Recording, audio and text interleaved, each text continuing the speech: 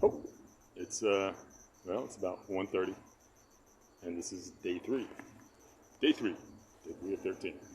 Okay, so, well, we are again at the bus stop across from, well, in Gilbert, Arizona, across from the Santan Motorplex in Gilbert, and, well, across from the VA, and, well, we haven't had any officers show up and threaten us or tell me to leave.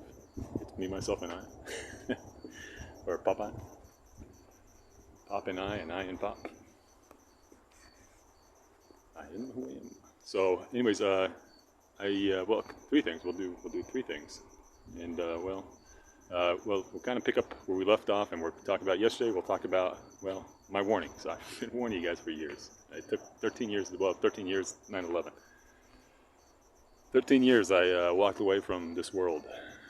Well, I walked away from this world to serve the kingdom of God, to yell fire in a crowded theater.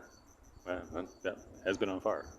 And, well, they even said in the courtrooms, you can't yell fire in a crowded theater. Well, it's on fire. And you guys are still sitting there watching the movie, ignoring the flames cut off your exits. So, whatever. Watchman on the wall. You do what you can.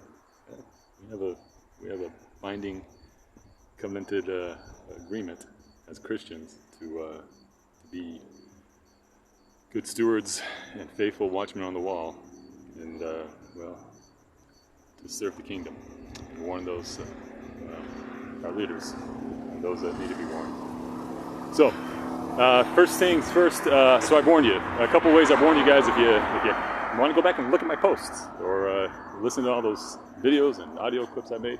I warned you about, well, years ago, about the pigeons, the pigeon migration. And there was a literal pigeon migration. They were taking over downtown. They're growing. More homeless people, well, and more food on the ground, and pigeons all over the place. And pigeons are diseased rats. They leave pheromones that attract more pigeons, and they live in they make their nest out of their feces, and they're brutal to each other, and they well, they're terrible. Not only do they poke each other's eyes out and rip each other's toes and feet off trying to get a meal, but they also push out the other birds, the doves or the ducks or the geese or, well, all the other birds. So if you go to downtown, you won't see many other birds. You'll see lots and lots of pigeons. And if you, well, that's spread further and further, and it's coming here. And if you go to Mesa Parks, well, they're even showing up at Mesa Parks now and pushing out the doves and the ducks. In fact, I used to go feed the doves and the ducks. And what I had to do to start feeding, because the pigeons were going there, and the pigeons would fight away and scare away the doves and the ducks. If you threw food out there, once the pigeon flocks recognized it, the other birds, the ducks would back away, and the doves wouldn't come near those diseased pigeons. So to at least try to get some food when I had, if I wanted to feed the ducks, I would have to feed them in the water. The pigeons can't feed on the water, so if I had to be very particular and careful about how I fed and where I fed the healthy birds, the birds that we want in our parks, like ducks and geese and such. They're beautiful and well, not diseased. So yeah, so I would still try to feed the birds. I just had to be more careful and specific about how I fed them and where I fed them. But the doves were a little tougher, but well, it is what it is. You gotta not feed pigeons. Yeah, it's a metaphor too. That's a parable, and it's a real thing. I also warned you about the cat. There was a news article. Here in Gilbert, and I actually, one of the times I was in court for not wearing a face mask for your stupid COVID mask mandates. I was in court, and this guy that you guys, the Arizona Republic and the news stations ran an article about. There was a guy in Gilbert, a resident for 13 years. It was 13 years. It was that number popped out to me. I was like, wow, that's funny. A guy feeding cats for 13 years. And people donate big bags of cat food so he can feed these cats in his neighborhood. And, well, he just loves cats. And people think that's the nicest thing. And they donate and they give him, well, money. And they give him bags and bags of cat food. And he feeds these feral wild cats. And, well, the reason why he was in court, because now he's being cited. He's being fined and threatened with arrest. And well, because what's happened is, in the time, 13 years he's been feeding the cats, the feral, diseased cat population has grown and grown and grown. the cats have let their other cat friends know, hey, listen, here's a free meal, and they've come and they've had kids, and the diseased feral cats, well, have grown to such a point where they become invasive. They're beating up the house cats, the good house cats, who don't know how to fight on the streets, don't know how to well, and sometimes aren't big enough and conditioned enough to take on feral street cats. And not only are they beating up and killing the cats, the house pet cats, but they're also, or chasing them off. They're also going in and eating the cat and dog food, not just that's placed outside, but they're inside the house. So when there's cat doors or dog doors, they're going inside the house, and they're even so intrusive that even if there's not cat or dog food, if you just leave food in your house, they can find a way in. Well, they'll go in any opening and help themselves to whatever meal they can make out of what you've left out. So these cats in this neighborhood have taken over this very nice neighborhood from this guy who's just trying to do the nice thing. So it's hilarious, guys. Yeah, I warned you about that too. God's been doing it. God, it's hilarious, guys. You guys don't listen. You guys, I even try to explain it to you because dum-dums. And I told you the ant story here. So here's the fourth one. So I used to work in pest control, and when I was a kid, 20-something years ago, right out of high school, I worked in pest control and Truly Nolan, and it was when we had good chemicals, good oil-based, strong chemicals that could obliterate anything, any insect that came across his path. And now federal regulations have dumped it down. We have these organic, weak chemicals that can barely kill an insect, even if you drowned it in it. They're drowning in the pesticide being sprayed down. But I'll tell you, one of the things that we did, because they always had the summer spiffs where they're giving free pest control sprays to houses, and a lot of times you get people in these really rough neighborhoods that have houses that are covered and have huge insect infestations or mice infestations.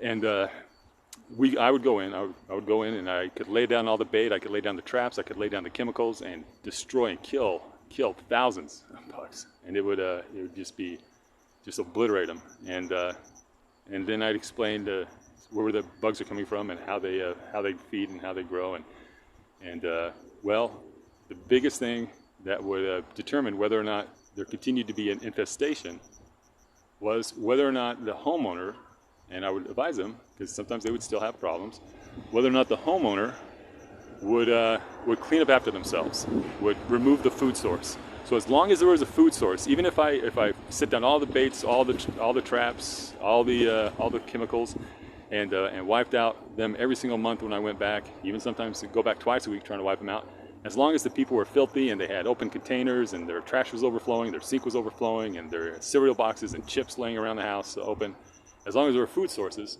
well, guess what happened? The insects would continue coming back in masses, and they stayed around. There was even one lady that I was trying to explain this to her, it was a grandmother holding her young nephew, or not nephew, young grandson. And as I'm explaining this to her, a cockroach, I see a little twitch around the kid's nose. This is a 1-year-old kid, a little twitch around the kid's nose. And all of a sudden, like a cockroach, this big cockroach, stuck its body halfway out and went right back up inside the baby's nose. And the baby didn't even flinch. The baby just like, I was like, oh my gosh, what else is up there? And I pointed this out to Grandma, and she's like, oh yeah, they get in everywhere. That's why we called you. They get in our ears and our nose and when we sleep. And she just like squishes the kid's nose, like crunches it, and then like wipes it. It's like, oh, so gross. So anyways, yeah, they never cleaned their house. There's still overflowing toilets, overflowing trash cans, overflowing sinks, and even with the chemicals that we had back then, as long as you had a food source, as long as you had people who didn't care to, clean up after themselves, have a clean and orderly home, it doesn't matter how harsh the chemicals were, or how many times we came back, or how strong we worked to get rid of those pests. As long as you had the food source, as long as you had disorder and filth, they were coming back. Now, do I need to explain this for you, folks? Because do it. They're dumb. Okay, fine. So you guys, our country has done this. Our leaders have done this. And they've done this so that they can get money, they can get rich, and they deregulation of housing industry and markets and all kinds of stuff, and morals, so they can get away with stuff. And hey, more legalized gambling, and hey, more legalized prostitution and pornography and whatever. So, anyways, you guys, this is why the filth is coming in there, because you haven't held your leaders accountable. Your financial leaders, your political leaders, your religious leaders, even. You got a lot of religious leaders. Oh, we're Christians, we're this, and they're selling you down the tubes.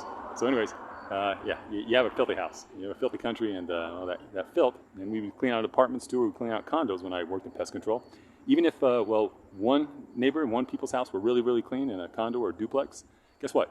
If they had a next door neighbor who were filthy and disgusting, even though that we would kill them and or kill all the bugs in their house or the mice in their house, and they were very clean and orderly, well, if the apartment or condo or townhouse next to them wasn't, well, they, unfortunately, because they were right next to them, they had to suffer the consequences of the filth of their neighbors. Hint, hint, America, you are supposed to be a standard. And when our filth rolls downhill.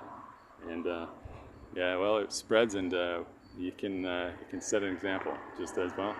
It's those neighbors and condos who don't care for their own property can spread their pests.